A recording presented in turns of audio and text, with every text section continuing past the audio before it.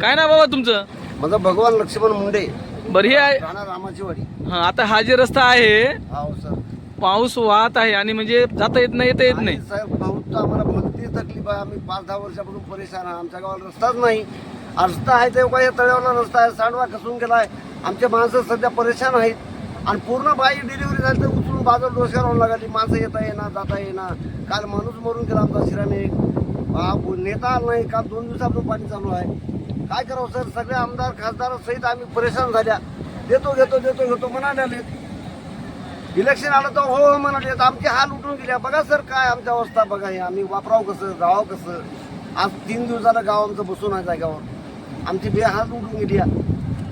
सोबत कॉलेजचा आपले विद्यार्थी आहे. काय नाव भैया तुझं? माझं नाव ओमकार हनुमंत मुंडे. तुम्हाला आता येण्यासाठी आशा बुडली तुझी आज. आज शाळा मिस झाली. मग पाऊस पडला का असंच होतं का? हा तुला काय वाटतं रस्ता व्हायला पाहिजे? व्हायला पाहिजे.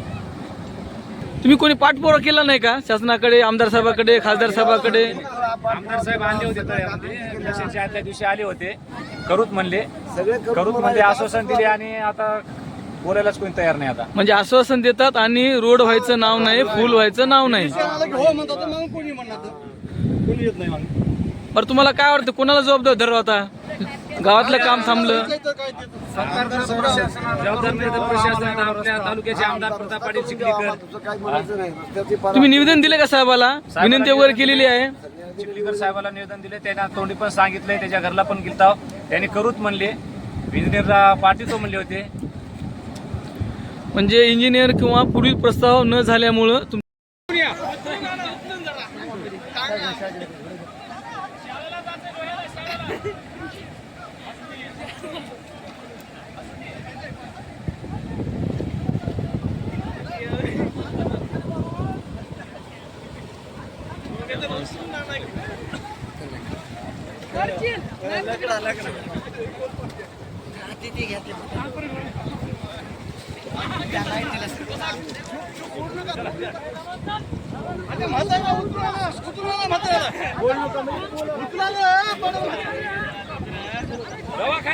दवाखान्याला